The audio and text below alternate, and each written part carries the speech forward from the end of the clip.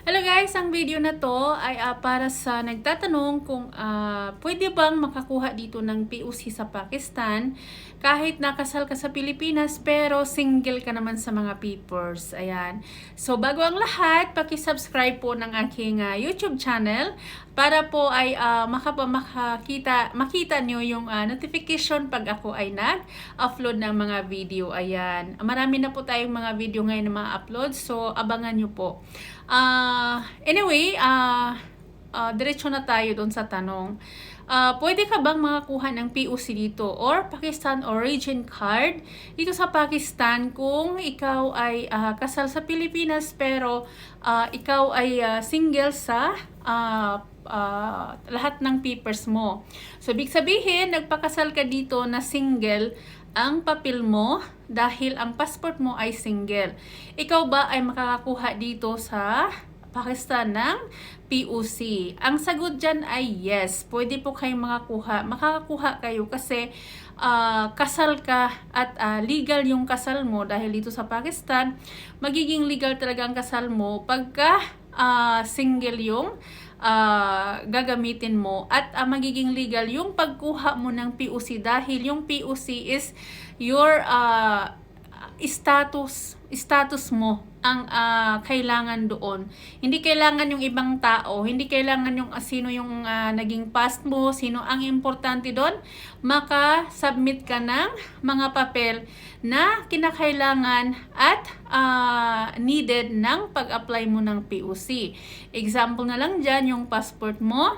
At ang passport mo ay coincide doon sa marriage contract mo. At coincide din siya sa birth certificate mo.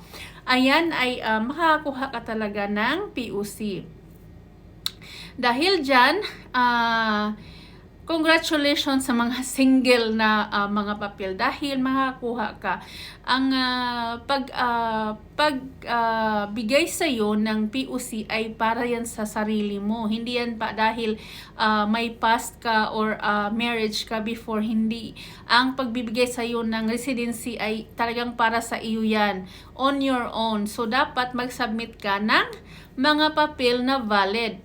Dahil naman yung papel mo ay valid because single ang dala mo lahat sa iyong papel. Katulad na lang ng passport mo single, nagpakasal ka sa single na passport mo. Ibig sabihin kung single ka, yung apelyido mo ay apelyido pa ng tatay mo. So, makakasal ka talaga dito ng legal. So, sa lahat ng mga single ang papel, congratulations talaga sa inyo dahil dito sa Pakistan, makakakuha ka dahil ang pagbibigay ng POC sa isang tao ay doon yan sa on your own talaga, yung pagkatao mo. Hindi ibig sabihin may past ka.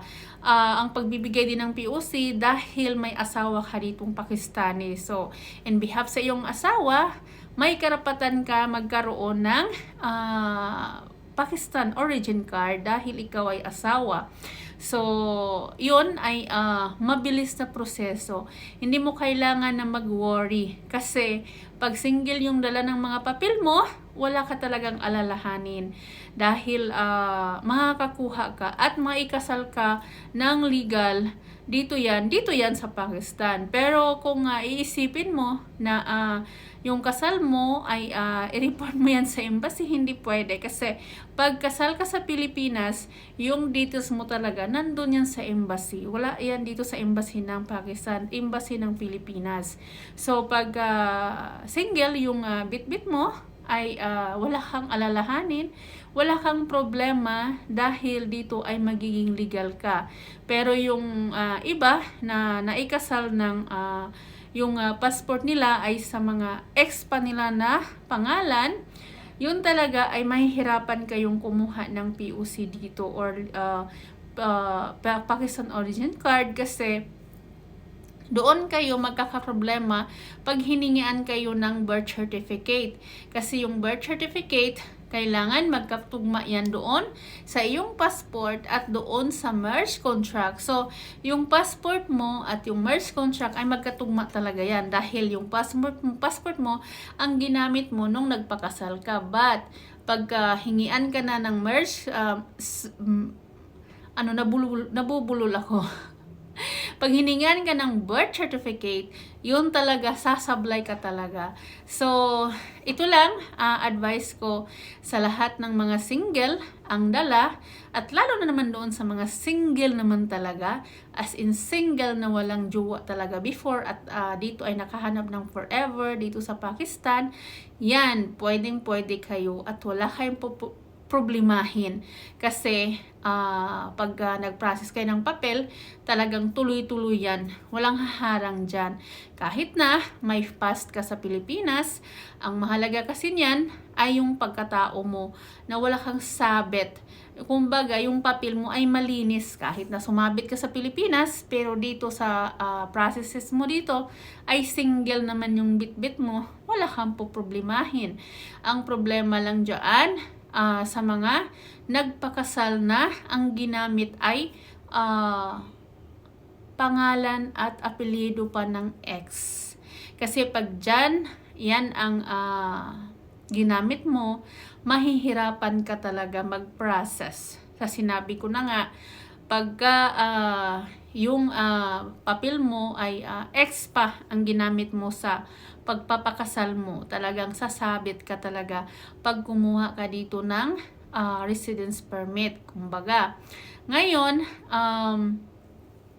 pagka naikasal kayo dito, example, kung mag-process ka agad kayo or mag-apply kayo ng, ayun na nga, yung POC, para naman, anytime, pwede kayong umuwi sa Pilipinas, pwede kayong magtrabaho sa ibang bansa, at labas-masok kayo dito, uuwi kayo dito sa pamilya mo dito sa Pakistan, dito sa biyanan mo, or sa asawa mo, kahit saan ka magtrabaho, walang problema pagka may POC ka na. Kasi yan ay pakatulad na rin ng passport mo. Anytime pwede kang pumasok dito. Ikaw ay residence na dito.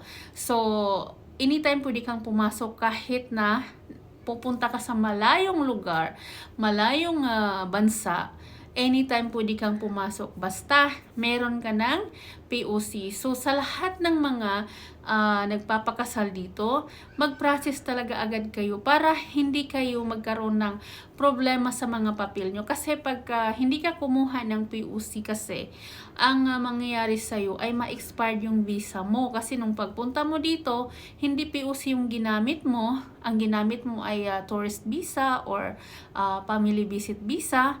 Pagka nandito na kayo at naikasal na kayo, kailangan nyo nang mag-process ng POC para hindi magkaroon ng problema ang mga papel ninyo, hindi mag-e-expired yung mga visa ninyo, na hindi kayo magkaroon ng penalty at easy nang kayong makauwi at makabalik dito sa Pakistan. Kasi kung papabayaan mo yan, yung papel mo na hindi mo pinaprocess, nang dumating ka dito, kinalimutan mo yung obligasyon mo na may process yung papel mo dito, magiging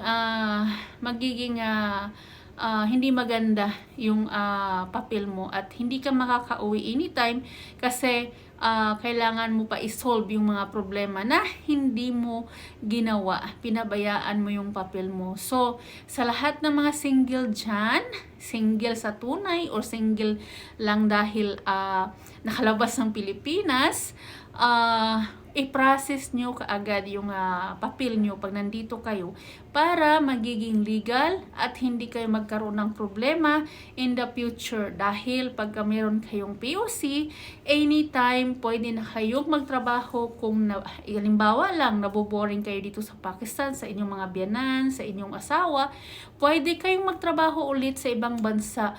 Pwede kayong lumabas, pwede kayong magtrabaho dahil meron na kayong card na anytime pwede ka ditong pumasok dahil meron ka namang pamilya dito. Dahil nandito yung asawa mo or else meron kang mga anak dito. So, anytime pwede kang pumasok dito. Wala kang alalahanin. So, sa lahat na mga nandito, asikasuhin ang mga papel, lalo na sa mga single, mabruk sa inyo. Dahil katulad kayo sa akin na walang problemahin pagdating sa mga papers process. Dahil legal yung pagpasok mo, legal din yung mga papers at mga pagtira mo dito. Ayan. Sana nakatulong.